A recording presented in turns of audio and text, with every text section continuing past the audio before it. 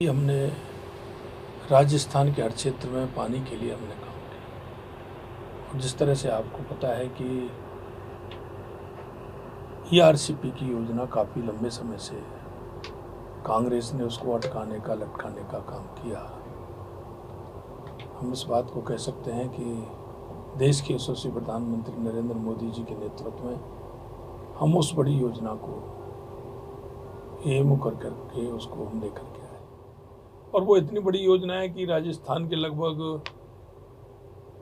पुराने 13 जिले और नए 21 जिलों की योजना है, जिसमें पीने का पानी भी है और 2,80,000 हेक्टेयर सिंचाई के लिए भी किसानों को पानी मिलेगा। इसके अलावा लगभग 50 साल से हमारा यमुना पानी का समझौता की बात हम करते थे।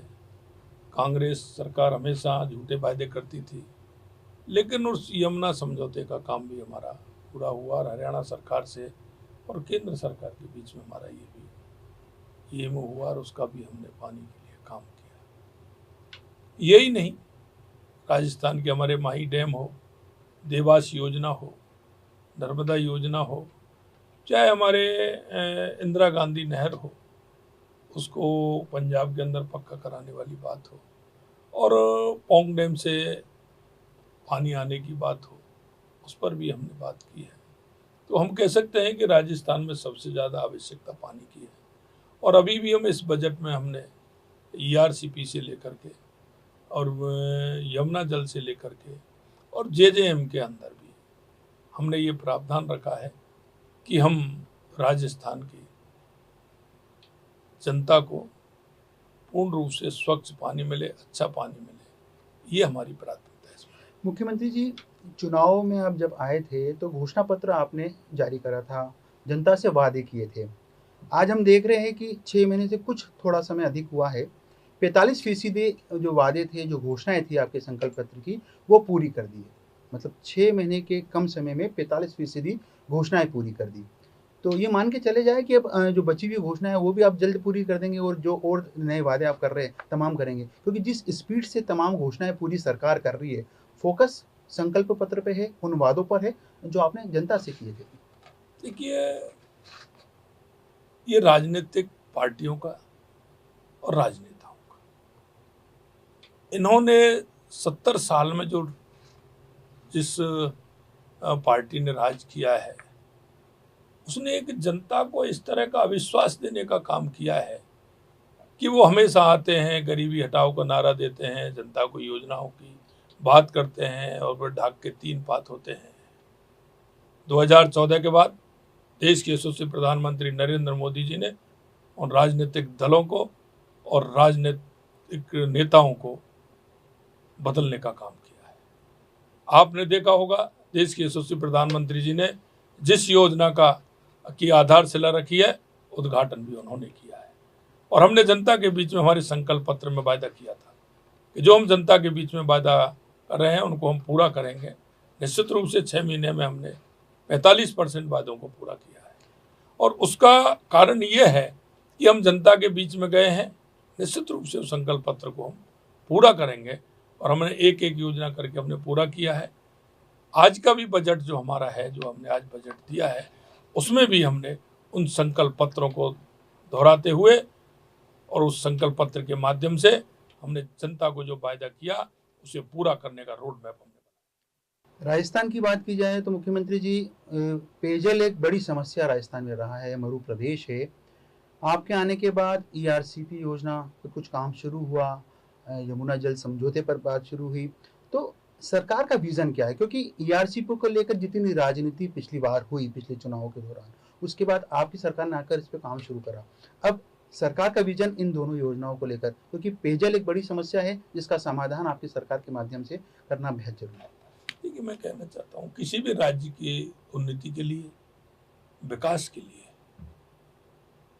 2 बातों की आवश्यकता प्रमुख रूप से होती है। आज के समय में पानी और बिजली। हमारी सरकार ने इन दोनों पर काम किया है। आपने देखा होगा, जिस तरह से हम ईआरसीपी हो, यमुना समझौता हो, देवास स्कीम हो, माही स्कीम हो, चाहे हमारा नर्मदा की स्कीम हो या हमारी इंदिरा गांधी नहर की स्कीम हो, हमने इन सभी पर काम किया है।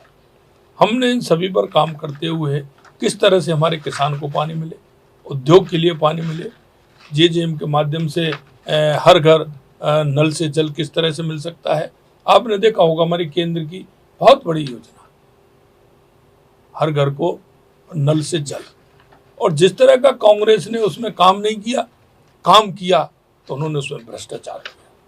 हम आपको कह सकते हैं कि 15,000 करोड़ का हमारा प्रावधान इस वर्ष जेजेएम के अंदर है, और हम 25 लाख घरों में पानी देने का काम हम करेंगे। राजस्थान की बात की जाए तो पेयजल की दृष्टि से भले ही राजस्थान कमज़ोर रहा हो, दिक्कतें आती रही हो, लेकिन ऊर्जा की राजस्थान में असीम संभावना है। चाहे सौर एनर्जी की बात की जाए, राजस्थान सरकार यानी आपकी सरकार राजस्थान में ऊर्जा के क्षेत्र में आत्मनिर्भर बनाने के लिए क्या प्रयास कर रही है? क्योंकि आज बजट भाषण के दौरान जब बाद में आपकी बात हुई, मीडिया से आपने जब बात करी, तो आपने कहा कि जो किसानों को दिन में बिजली देने का जो वादा है वो सरकार जल्द पूरा करने वाली है, और आत्मनिर्भर राजस्थान बिजली के क्षेत्र में बने उस दिशा में काम करने वाले। तो इसका कोई रोड मैप तैयार करा है? देखिए, मैं आपको बताना चाहता हूँ, पिछली कांग्रेस की सरकार ने ना तो बिजली के उत्पादन के क्षेत्र में काम किया, ना उसकी संभावनाएं किस तरह से राजस्थान में हो सकती है उसके लिए काम किया, ना उसके इंफ्रास्ट्रक्चर के लिए काम किया। हमने राजस्थान की जनता से वादा किया है कि आने वाले समय में 2027 तक हम हर तरह से किसान को दिन में बिजली देने का काम करेंगे, और हम अभी जो बिजली की इतनी बड़ी समस्या है उसे निजात दिलाने का काम करेंगे। हमने आते ही 2 महीने के अंदर 1,65,000 करोड़ रुपए का ये किया, 65 लाख हजार करोड़ का ये किया। अभी हमने पंपिंग सिस्टम से 1800 मेगावाट का हमने काम प्रारंभ कराया है। इसी तरह से हमने बैटरी बैकअप का भी योजना है, जिससे काम कर रहे हैं। हम कुसुम योजना के तहत काम कर रहे हैं। हमने वायदा किया है निश्चित रूप से हम बिजली का उत्पादन बढ़ाने का भी काम करेंगे। आने वाले समय में जो हमने किसानों से वादा किया है कि किसानों को हम दिन में बिजली देंगे, उद्योग के लिए पूरी बिजली देंगे, घरेलू हम पूरी तरह से बिजली देंगे, निश्चित रूप से आने वाले समय में हम उसको पूरा करेंगे, और किसानों से जो वायदा किया उसको भी पूरा करेंगे।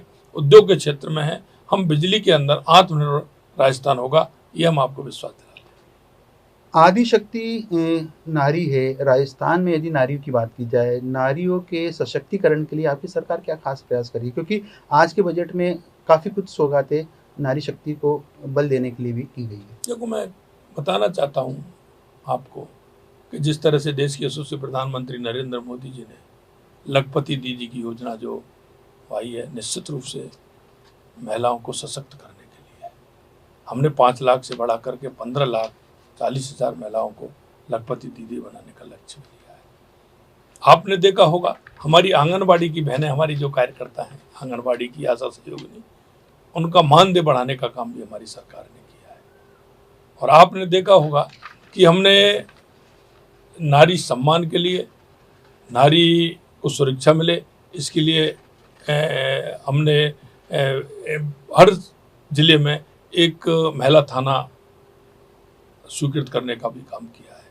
यही नहीं, हम हर तरह से महिला को सशक्तिकरण के आधार पर महिला को हम आगे बढ़ाने के लिए हमारी सरकार कृत संकल्प है। मुख्यमंत्री जी, रोजगार की यदि बात की जाए, क्योंकि आज के बजट में आपने वादा करा है आने वाले 5 साल में 4 लाख भर्तियां आप निकालेंगे, रोजगार देंगे, तो वो रोजगार किस तरह कोई रोड मैप तैयार करा? क्योंकि रोजगार की भर्तियों की यदि बात की जाए तो चुनाव से पहले, विधानसभा चुनाव से पहले राजस्थान में एक बड़ा मुद्दा रहा था पेपर लीक का।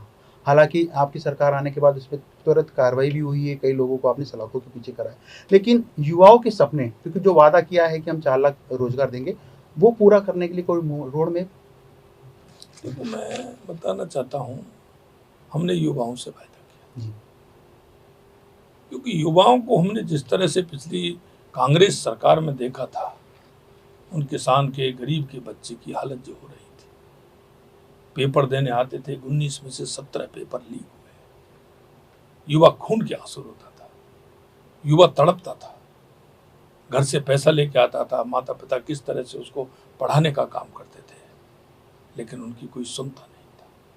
हमने युवाओं से वादा किया, संकल्प पत्र में भी वादा किया था, और हमने ये भी कहा था कि अगर जिन्होंने हमारे युवाओं को सपने को रौंदा है, हम उनको बख्शेंगे नहीं। और आपने देखा होगा पेपर लीक प्रकरण में अभी 100 से अधिक ऐसे लोग गिरफ्तार हुए हैं और आगे भी जांच चल रही है। कोई कितना भी बड़ा व्यक्ति होगा छोड़ा नहीं जाएगा, किसी तरह से बख्शा नहीं जाएगा। और हमने जब युवाओं का देखा राजस्थान के अंदर, हमने कहा कि जितनी भी वैकेंसी निकलती हैं, चाहे वो रिटायरमेंट के आधार पर निकले, चाहे वो वैकेंसी जनसंख्या के आधार पर बढ़े हुए लोगों को निकले, हमने कहा है कि हमारा कैलेंडर बनेगा, कैलेंडर के हिसाब से नियुक्तियां होंगी। हम इंतजार किस बात का करते हैं?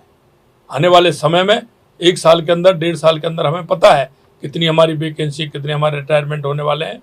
हमने कहा, निर्देशित किया हमने कि उनको पूरी तरह से जो रिक्त स्थान है उनको निकालिए और युवाओं की भर्ती प्रारंभ कीजिए। और हमको कह सकते हैं, हमने हमारे पहले बजट में, अनुदान बजट में हमने कहा था कि 70,000, और अब हमने कहा है कि 1 लाख लोगों युवाओं की हम भर्ती करेंगे।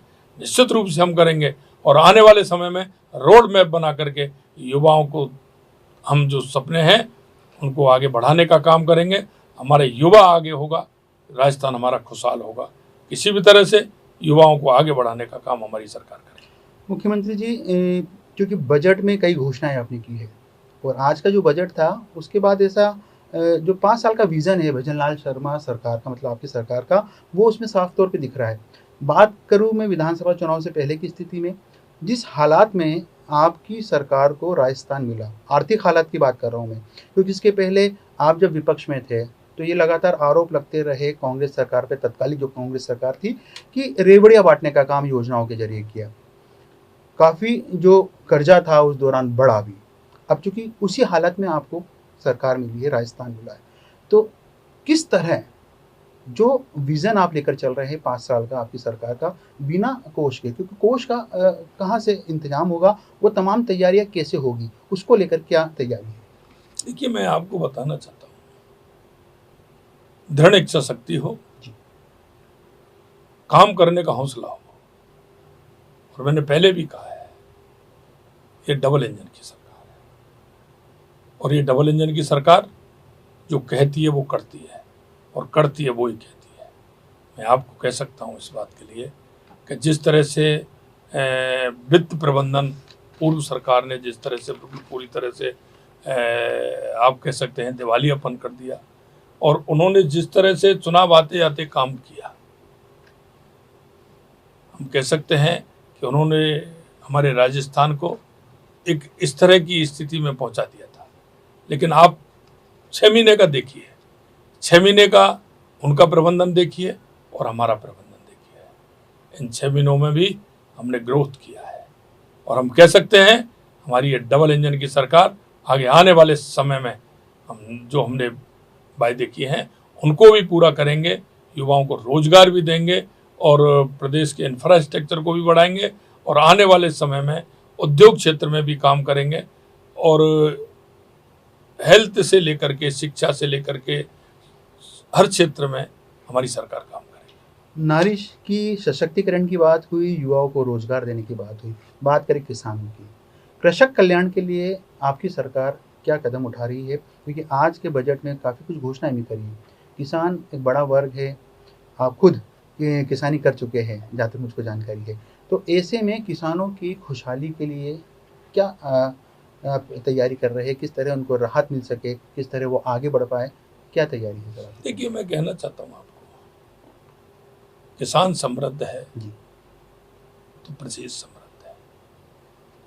आपने देखा होगा, आते ही हमने किसान से वायदा किया था कि आपको सम्मान निधि देने का काम करेंगे।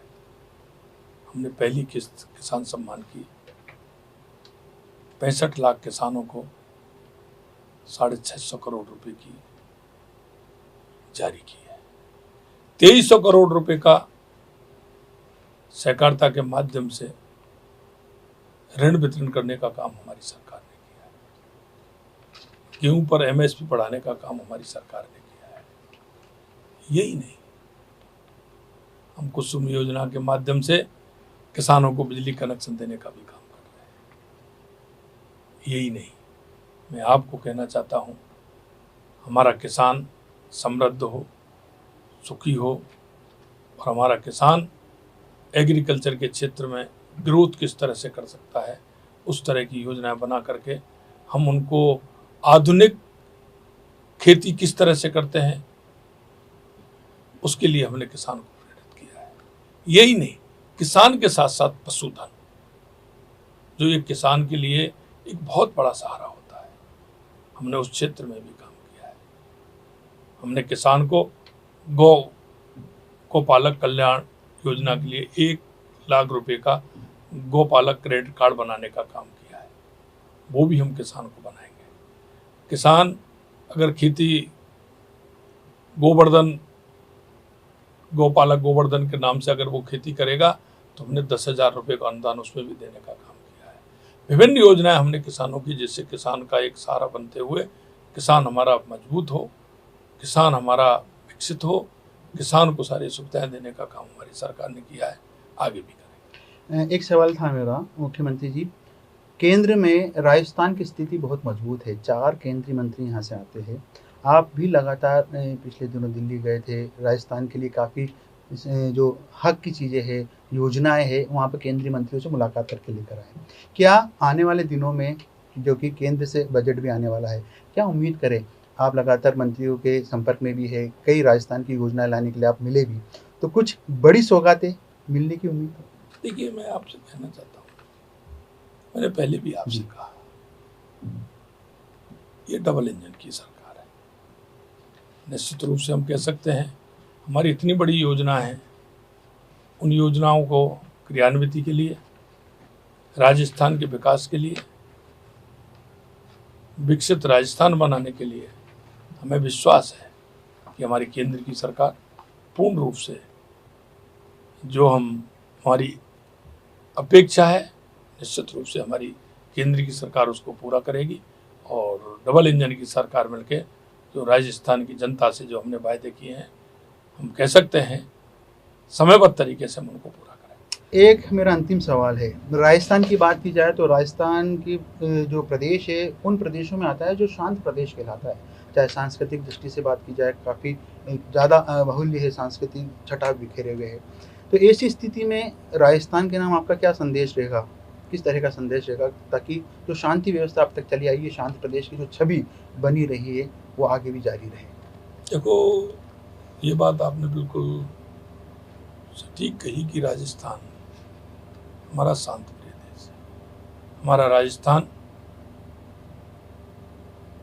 अगर हम कहें सही माने में, तो ये शक्ति की धरती है, ये भक्ति की धरती है, ये स्वाभिमान की धरती है।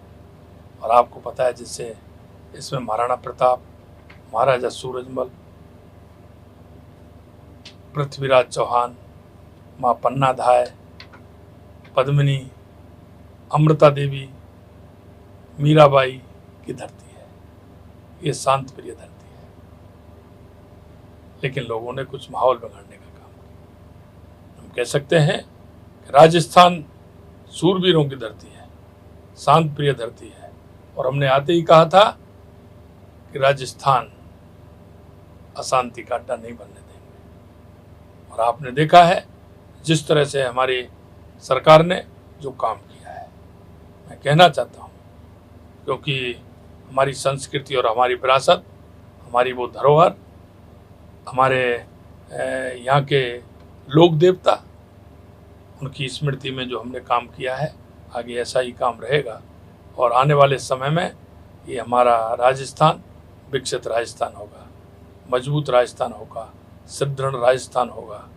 मैं आपको इतना कहना चाहता हूँ कि आने वाले समय में जो राजस्थान होगा, एक खुशहाल राजस्थान होगा। आगे आने वाले समय में उद्योग भी यहाँ अच्छे लगेंगे, यहाँ के लोगों को रोजगार भी मिलेगा, यहाँ की माता बहनों का सम्मान भी बढ़ेगा, एक गौरवशाली राजस्थान होगा, ऐसा मैं आपसे कहता हूँ।